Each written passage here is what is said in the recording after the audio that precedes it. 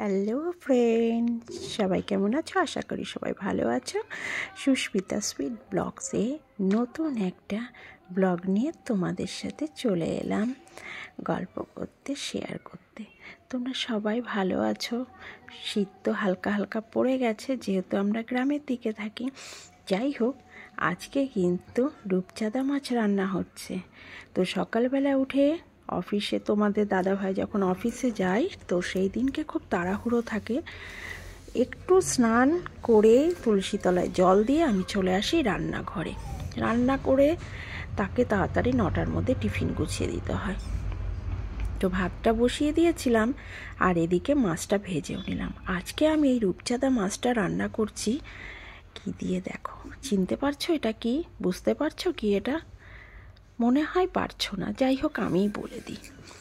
কিছুটা মানকচু কিনে আনা হয়েছিল, তো সেই মানকচু দিয়ে আমি আজকে মাছের ঝোল করব। তোমরা হয়তো ভাবছো কচু দিয়ে, এই মানকচু দিয়ে মাছের ঝোল? হ্যাঁ, আমি এর পাতা বাটাও খাই ভর্তা করে, আবার এই কচুটাকে আমি মাছের ঝোলে খাই, সেদ্ধও করে খাই।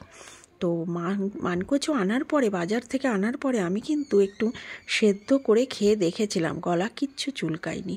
তাই ভাবলাম মাছের ঝোলে তো খেতেই হবে। তো সেই মাছের ঝোলের রেসিপিটাই তোমাদের সাথে আজকে ব্লগের সাহায্যে শেয়ার করতে চলে এলাম। জিরে ফোড়ন দিয়ে দিলাম, শুকনো লঙ্কা ফোড়ন দিয়ে দিলাম, আলু আর মানকচুটা দিয়ে দিলাম ভাজা করতে। আমি কিন্তু মানকচু একদম সেদ্ধ করিনি আজকে, না ভেজেই আজকে রান্না করব। তো মশলাতে ছিল গোটা গরম মশলা, জিরে, ধনে, শুকনো লঙ্কা বাটা, আর একটুখানি আমি দিয়েছিলাম ভাজা জিরের গুঁড়ো।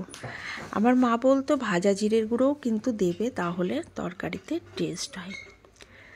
যাই হোক, মশলাটা ভালো করে কষিয়ে নিয়েছি, আর সঙ্গে কিন্তু টমেটো পেস্টও কিছুটা ছিল এর মধ্যে।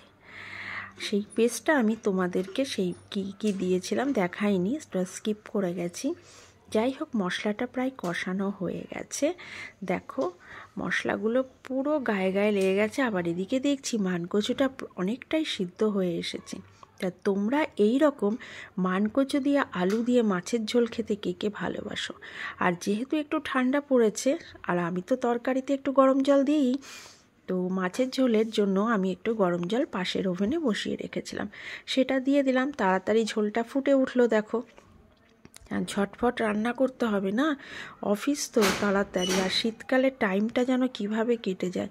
এদিকে নিজের জন্য একটুখানি চা বসিয়ে দিয়েছিলাম, কারণ গলাটা প্রচুর ব্যথা হচ্ছে। আমি সচরাচর চা খাই না, কিন্তু মাঝে মধ্যে ইচ্ছা করে তখন খাই।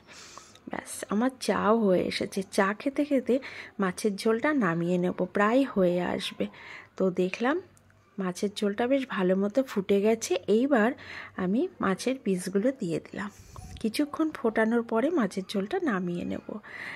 তো তোমরা আমার পাশে আছো আমি জানি, তোমরা আমার ভিডিও দেখছো সেটাও আমি জানি। অবশ্যই তোমাদের ভালোবাসার জন্যই আমি এতটা দূর এগোতে পেরেছি। এভাবে আমার পাশে থেকো, ভালো থেকো, সুস্থ থেকো।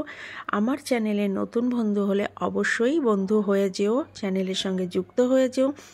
লাইক, কমেন্ট, শেয়ার করে দিও প্লিজ। আর আমার ফেসবুক পেজ আছে, সেখানে গিয়ে প্লিজ ফলো করে দিও। তোমরা কিন্তু আমার ইউটিউব ফ্যামিলির সদস্য। তোমাদের কিন্তু ছাড়া আমি এক মুহূর্ত থাকতে পারি না। তাই তোমাদের ভালোবাসা, তোমাদের বন্ধুত্বর হাত অবশ্যই আমার কাছে অনেকটা ইম্পর্টেন্ট। যাই হোক, আজকের মাছের ঝোলটা তোমাদের জন্য। তোমরা কিন্তু একবার এইভাবে বাড়িতে রান্না করে খেয়ে দেখো, খুব ভালো লাগবে। এইভাবে আদা, জিরে বাটা, শুকনো লঙ্কা বাটা, কাঁচা লঙ্কা বাটা, টমেটো বাটা দিয়ে মাছের ঝোল রান্না করলেও ওই একটা ঝোল দিয়েই কিন্তু খাওয়া কমপ্লিট হয়ে যাবে। একবার খেয়ে দেখো, আর কমেন্টে বলো যে দিদি সত্যি মাছের ঝোলটা কিন্তু মা আজকে বাড়িতে ভালো রান্না করেছিল। কারোর বউ রান্না করবে, কারোর দিদি রান্না করবে, অবশ্যই কিন্তু এইভাবে কমেন্ট করব। তোমাদের কমেন্টের আশায় আমি আছি। তোমাদের কমেন্ট পড়তে আমার ভীষণ ভালো লাগে। তখন মনে হয় যে না, কেউ তো আছে যারা আমার পাশে আজও আছে, আমার ভিডিও দেখছে, আমাকে ভালোবাসা দিচ্ছে। যাই হোক, আমি কিন্তু আমার রান্নাটা কমপ্লিট করে ফেলেছি। এবার টিফিন বক্সে ঢোকানোর পালা। যাই হোক, টিফিনটা গোছানোর পালা। আমি চলে যাচ্ছি টিফিন গোছাতে, আর তোমরা এইভাবেই পাশে থেকো। আজকের রেসিপিটা ছিল রূপচাঁদ মাছ দিয়ে মানকচু দিয়ে ঝোল। তো রূপচাঁদ মাছের এই ঝোল নতুন রেসিপি তোমাদের কেমন লাগলো কমেন্ট করো। টাটা, বাই বাই, আবার দেখা হবে।